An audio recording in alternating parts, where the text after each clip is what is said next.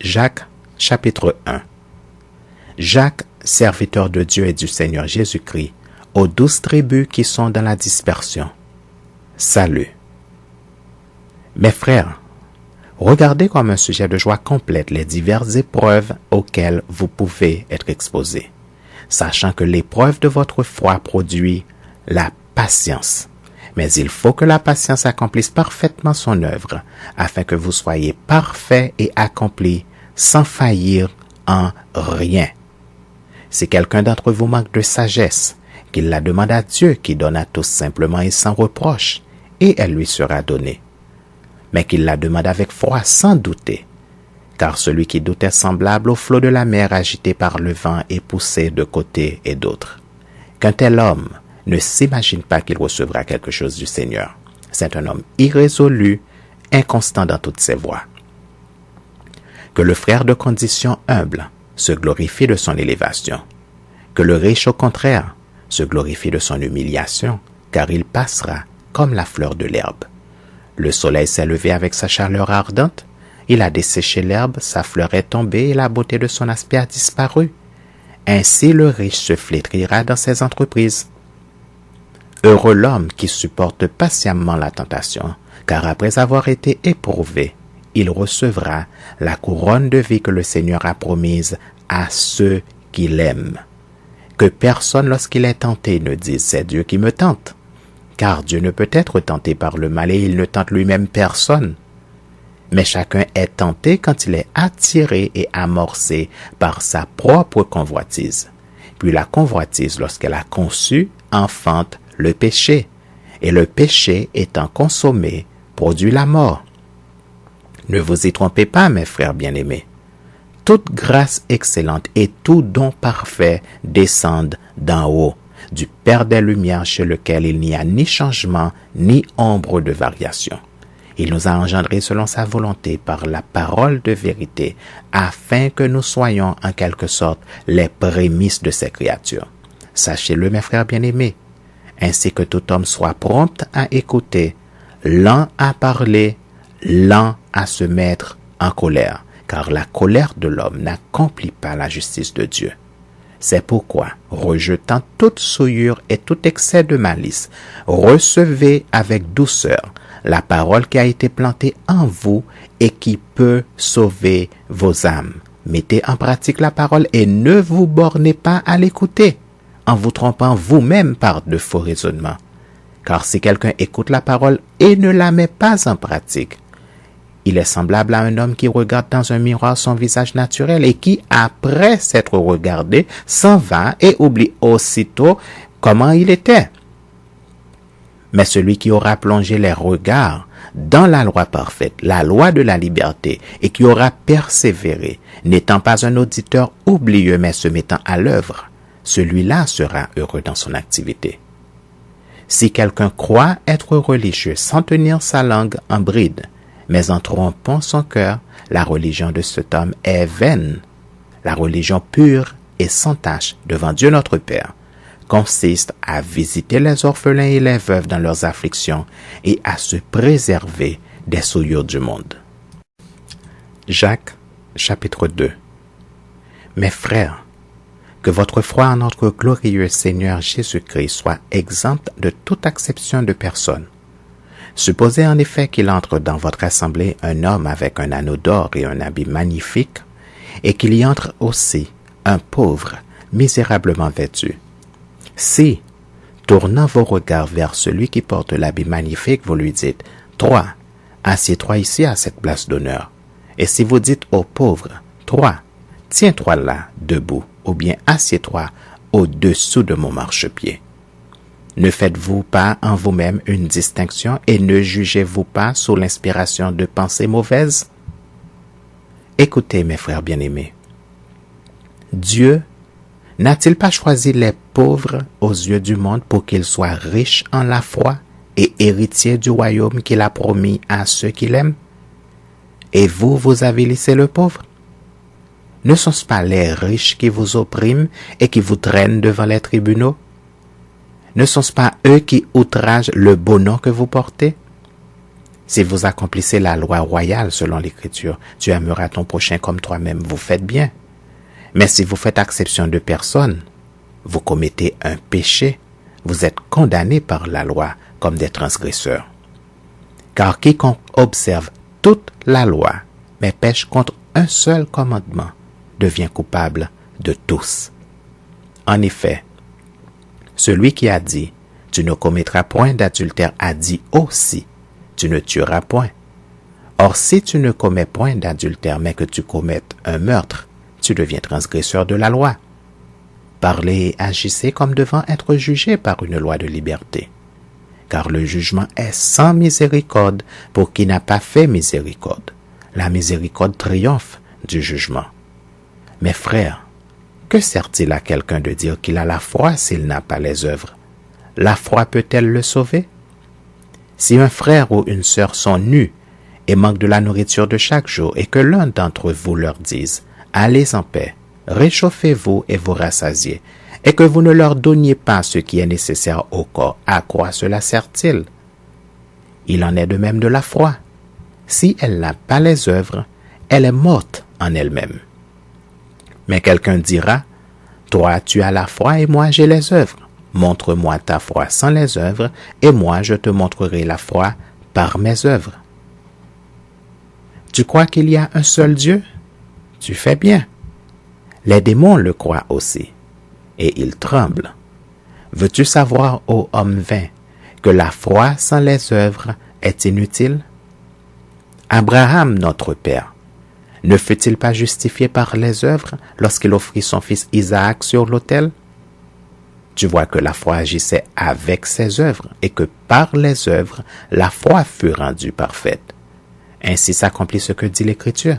Abraham crut à Dieu et cela lui fut imputé à justice et il fut appelé ami de Dieu. Vous voyez que l'homme est justifié par les œuvres et non par la foi seulement. Rahab, la prostituée, ne fut-elle pas également justifiée par les œuvres lorsqu'elle reçut les messagers et qu'elle les fit partir par un autre chemin? Comme le corps sans âme est mort, de même, la foi sans les œuvres est morte. Jacques, chapitre 3. Mes frères, qu'il n'y ait pas parmi vous un grand nombre de personnes qui se mettent à enseigner, car vous savez que nous serons jugés plus sévèrement. Nous bronchons tous de plusieurs manières. Si quelqu'un ne bronche point en parole, c'est un homme parfait, capable de tenir tout son corps en bride. Si nous mettons le mors dans la bouche des chevaux pour qu'ils nous obéissent, nous dirigeons aussi leur corps tout entier. Voici, même les navires, qui sont si grands et que poussent des vents impétueux, sont dirigés par un très petit gouvernail au gré du pilote. De même, la langue est un petit membre et elle se vante de grandes choses. Voici comme un petit feu peut embraser une grande forêt. La langue aussi est un feu, c'est le monde de l'iniquité. La langue est placée parmi nos membres, souillant tout le corps et enflammant le cours de la vie, étant elle-même enflammée par la géhenne. Toutes les espèces de bêtes et d'oiseaux, de reptiles et d'animaux marins sont domptés et ont été domptés par la nature humaine. Mais la langue, aucun homme ne peut la dompter. C'est un mal qu'on ne peut réprimer. Elle est pleine d'un venin mortel. Par elle, nous bénissons le Seigneur notre Père, et par elle, nous maudissons les hommes faits à l'image de Dieu. De la même bouche sortent la bénédiction et la malédiction. Il ne faut pas, mes frères, qu'il en soit ainsi. La source fait-elle jaillir par la même ouverture l'eau douce et l'eau amère? Un figuier, mes frères, peut-il produire des olives ou une vigne des figues? De l'eau salée ne peut pas non plus produire de l'eau douce. Lequel d'entre vous est sage et intelligent, qu'il montre ses œuvres par une bonne conduite avec la douceur de la sagesse? Mais si vous avez dans votre cœur un zèle amer et un esprit de dispute, ne vous glorifiez pas et ne mentez pas contre la vérité. Cette sagesse n'est point celle qui vient d'en haut, mais elle est terrestre, charnelle, diabolique. Car là où il y a un zèle amer et un esprit de dispute, il y a du désordre et toutes sortes de mauvaises actions.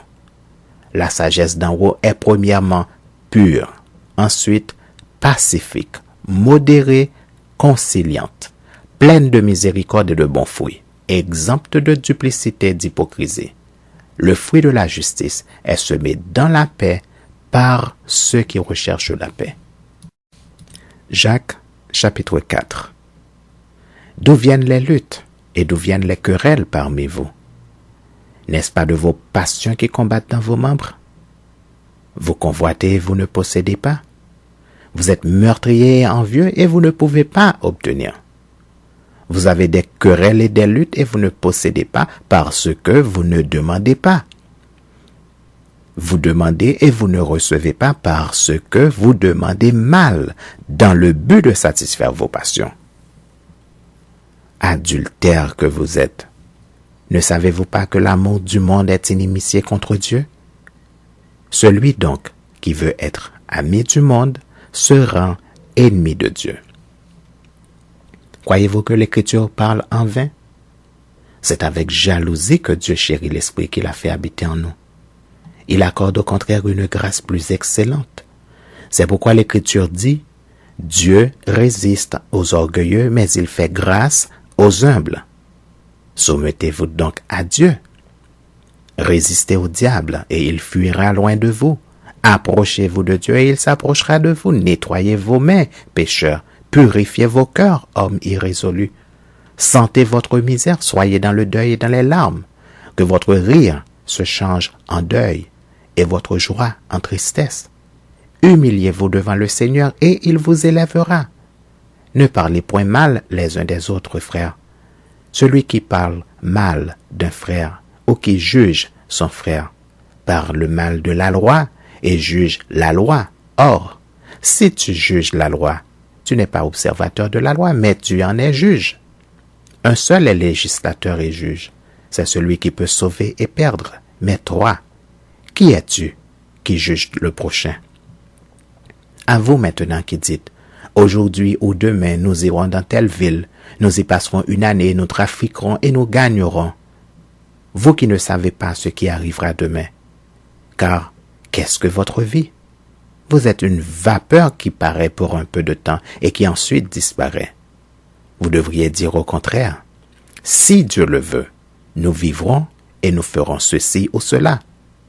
Mais maintenant, vous vous glorifiez dans vos pensées orgueilleuses. C'est chose mauvaise que de se glorifier de la sorte. Celui donc qui sait faire ce qui est bien et qui ne le fait pas, commet un péché. Jacques, chapitre 5.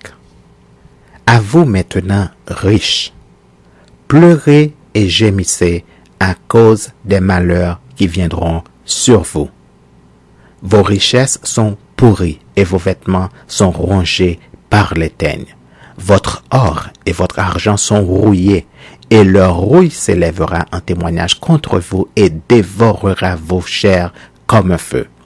Vous avez amassé des trésors dans les derniers jours.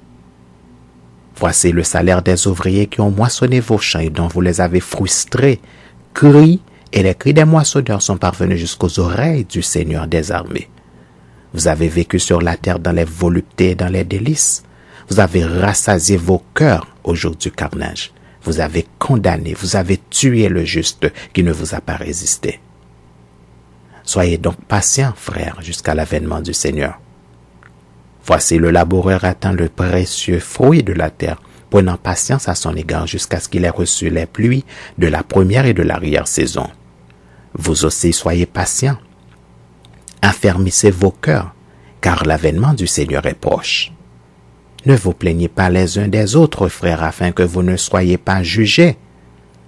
Voici le juge est à la porte. Prenez, mes frères, pour modèle de souffrance et de patience, les prophètes qui ont parlé au nom du Seigneur. Voici, nous disons, bienheureux ceux qui ont souffert patiemment. Vous avez entendu parler de la patience de Job, et vous avez vu la fin que le Seigneur lui accorda, car le Seigneur est plein de miséricorde et de compassion. Avant toute chose, mes frères, ne jurez ni par le ciel, ni par la terre, ni par aucun autre serment, mais que votre oui soit oui, et que votre non soit non, afin que vous ne tombiez pas sous le jugement. Quelqu'un parmi vous est-il dans la souffrance? Qu'il prie. Quelqu'un est-il dans la joie? Qu'il chante des cantiques. Quelqu'un parmi vous est-il malade? Qu'il appelle les anciens de l'Église et que les anciens prient pour lui en loignant d'huile au nom du Seigneur. La prière de la foi sauvera le malade et le Seigneur le relèvera. Et s'il a commis des péchés, il lui sera pardonné. Confessez donc vos péchés les uns aux autres et priez les uns pour les autres afin que vous soyez guéris. La prière fervente du juste a une grande efficacité. Élie était un homme de la même nature que nous. Il pria avec instance pour qu'il ne plût point, et il ne tomba point de pluie sur la terre pendant 3 ans et 6 mois. Puis il pria de nouveau, et le ciel donna de la pluie, et la terre produisit son fruit. Mes frères, si quelqu'un parmi vous s'est égaré loin de la vérité, et qu'un autre l'y ramène, qu'il sache que celui qui ramènera un pécheur de la voie où il s'était égaré sauvera une âme de la mort et couvrira une multitude de péchés.